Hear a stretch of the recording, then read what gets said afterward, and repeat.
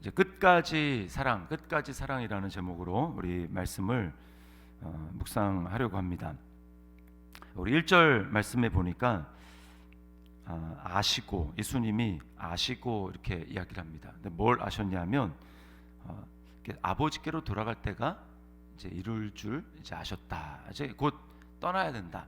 제자들을 떠나야 된다. 즉 죽으시고 부활하시고 아버지께로 떠나셔야 된다라고 하는 것을 아셨어요. 그러니까 예수님이 이 아셨다라고 한 다음에는 예수님이 이제 자기가 유언과 같은 행동이나 또한 유언과 같은 지금 말씀을 하신다라는 것입니다. 그러니까 지금 떠날 것을 아시고 제자들에게 제일 필요한 것은 무엇일까라고 하는 것을 주님이 보여주시고 그렇게 행동을 하신다라는 거예요. 근데 그게 뭘까요?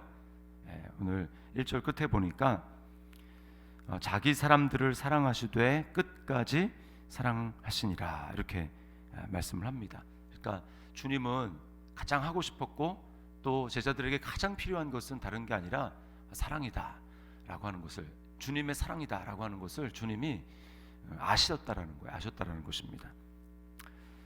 그래서 주님이 여기 끝까지 자기 사람들을 사랑하셨다라고 할 때 이 끝까지가 도대체 어떤 의미인가, 어떻게 하는 것이 끝까지 사랑하는 것인가, 사랑할 수 없는 사랑, 인간적인 눈으로 봤을 때 도저히 사랑할 수 없는 그런 사람을 사랑하는 것입니다. 사람들을.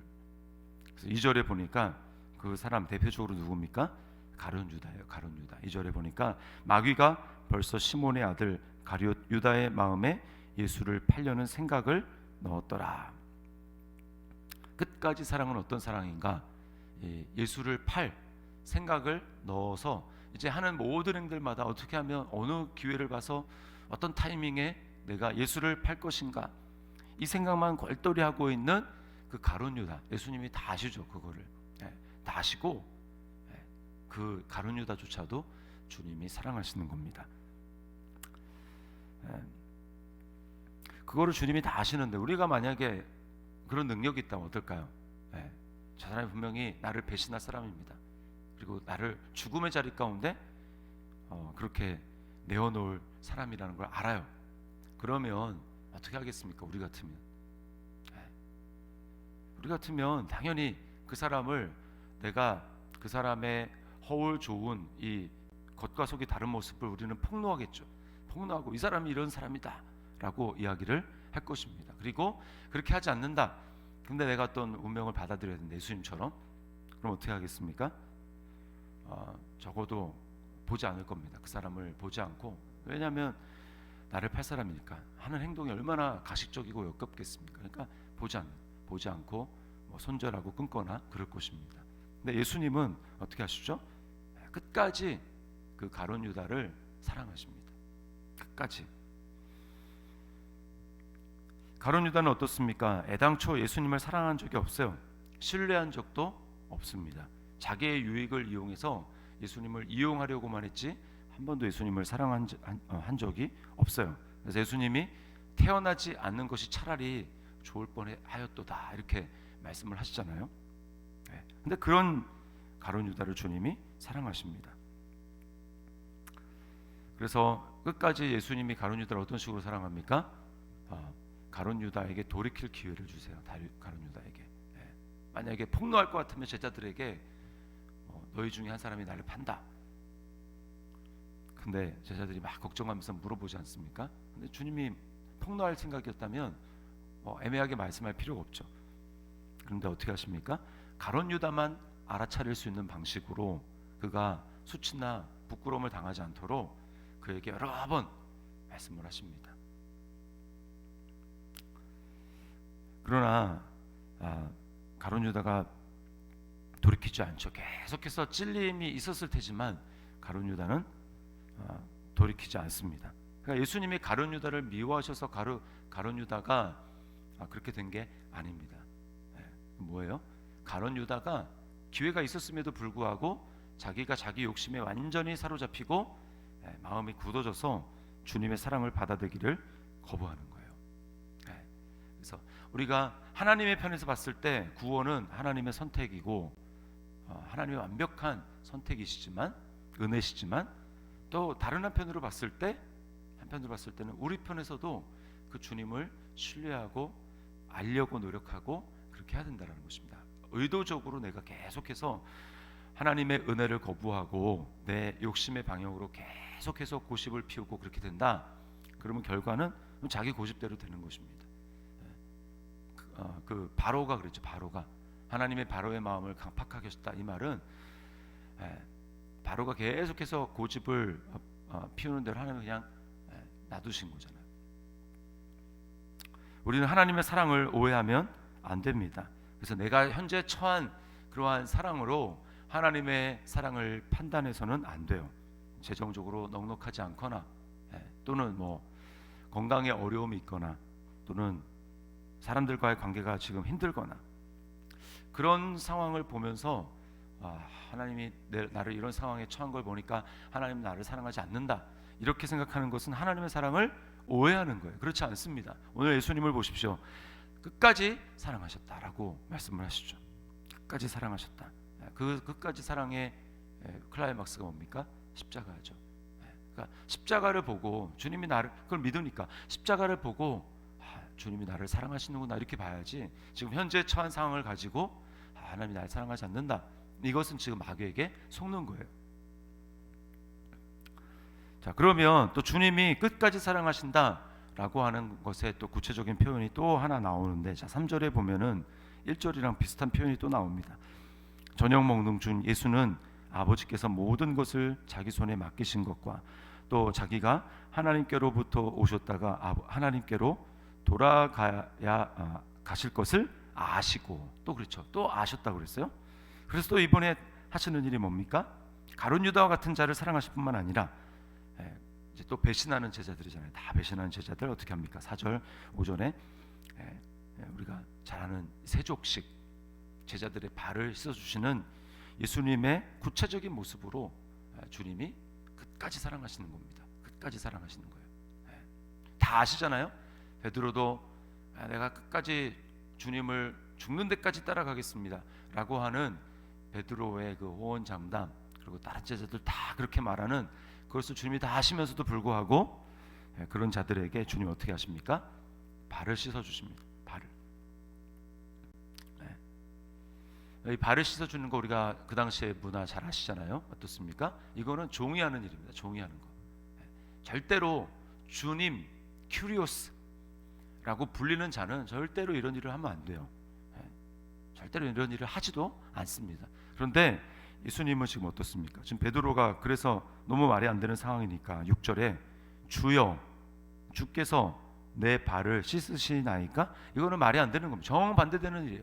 주라고 불리는 자가 발을 씻는다. 이거는 상상할 수도 없고 있을 수도 없는 일이에요. 그래서 주님 뭐라고 합니까? 이게 육신적으로는 말이 안 되는 일. 그래서 내가 하는 것을 네가 지금은 알지 못하나 이후에는 알리라. 성령으로 거듭난 사람만이 깨달을 수가 있는 겁니다. 이걸 이해할 수가 있는 거예요. 지금은 너 알지 못하지만 나중에는 알 것이다. 베드로는 물론 거듭났죠. 예수님을 믿긴 믿지만 나중에 오순절 성령 강림을 통해서 이 사건을 아는 것입니다. 진짜 알게 되는 것이죠. 자, 근데 인간은 어떠냐? 인간은 이 주님이 우리의 발을 씻어준다 이 말은 주님이 낮아지셔서 하나님이신 그분이 낮아지셔서 인간을 섬겨주시는 은혜를 베푼다라는 거 아닙니까? 정말 엄청난 은혜죠. 이거는 주님의 자신의 뜻을 꺾는 자신의 본성을 꺾는 십자가 사랑을 예표해서 보여주시는 사건이에요.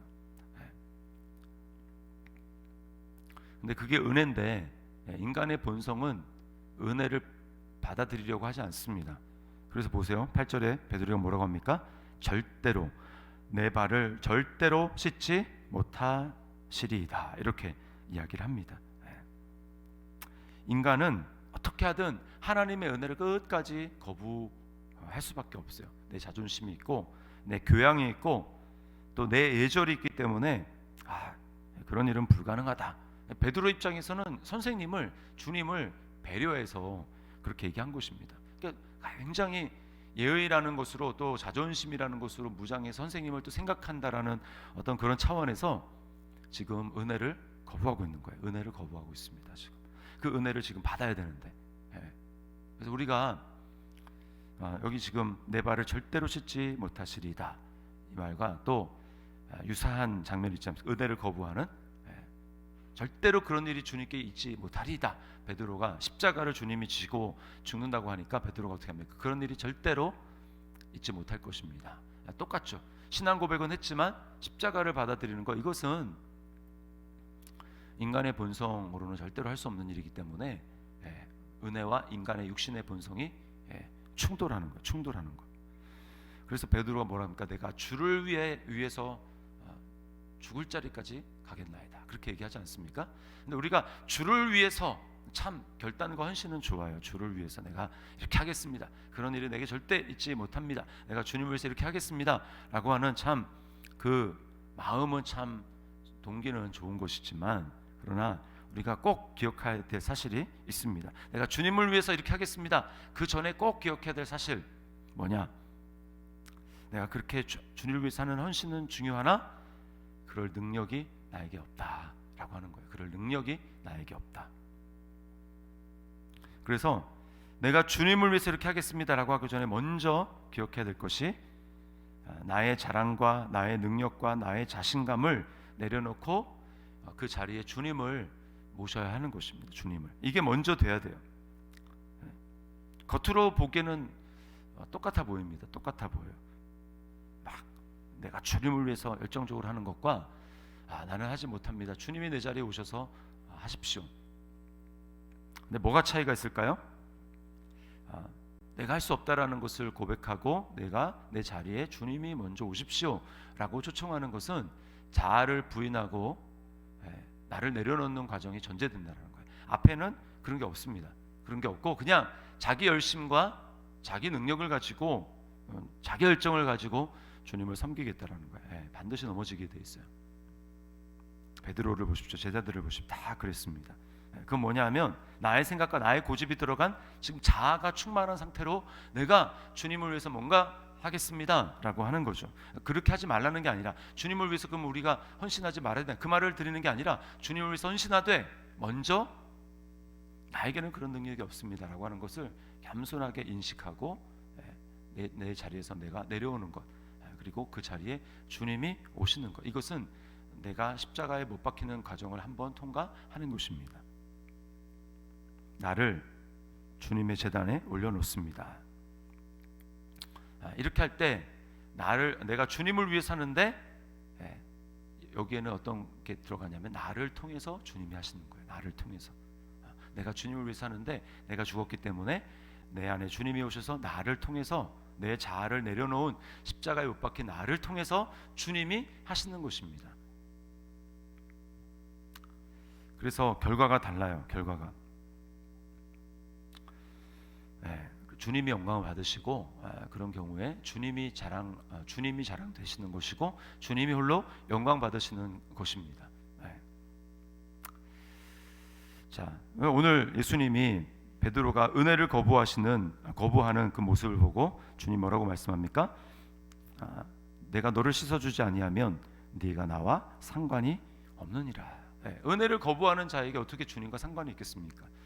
은혜를 거부하면 주님과 상관이 없는 것이죠. 그래서 믿는다라는 것은 뭔가, 믿는다, 내가 주님을 믿는다라고 하는 것은 내가 하나님 앞에서 절대로라는 단서를 붙이지 않는 것입니다. 절대로 못하시리이다. 이게 뭐예요?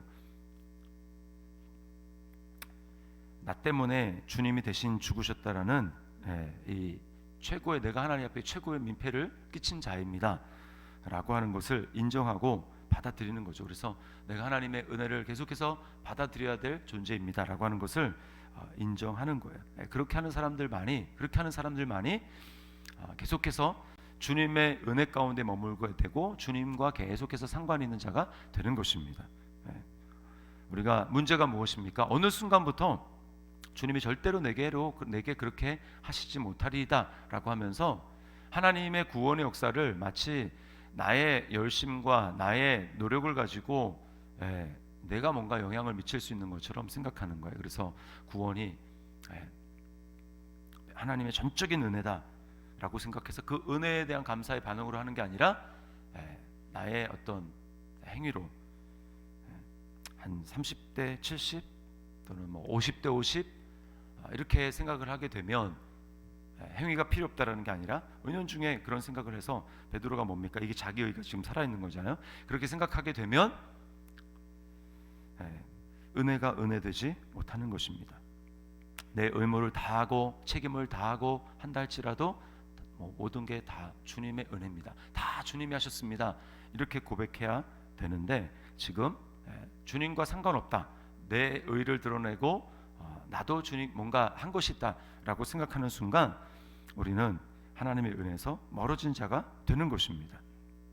오늘 주님께서 끝까지 보여주신 그 주님의 사랑을 통해서 우리에게 원하시는 건 뭔가? 결국은 14절 말씀이에요. 내가 주와 또는 선생이 되어 너희 발을 씻었으니 너희도 서로 발을 씻어주는 것이 옳으니라. 주님이 하나님의 아들의 타이틀을 떼고 주라는 타이틀을 떼고 우리를 위해서 섬겨주셨다면, 종이 되어 섬겨주셨다면 우리가 무슨 자존심을 내세울 게 있겠습니까? 내가 이걸 어떻게 해? 또 내 자존심을 세우면서 더러워서 못해 먹겠네. 우리는 적어도 하나님 앞에서 이런 모습을 보이지는 말아야 된다는 거죠. 하나님의 은혜를 기억하고 주님의 은혜를 기억하면서 섬기며 나아가야 하는 것입니다. 내 자존심을 내려놓고 우리도 종이 되어, 다른 사람의 종이 되어 발을 씻어주는, 사랑으로 서로 종노릇하라라고 말씀하신 그 주님의 말씀을 이루면서 오늘도 우리 주님과 같이 우리도 겸손하게 섬길 수 있는 하루가 될 수 있기를 주님의 이름으로 축원합니다. 기도하겠습니다.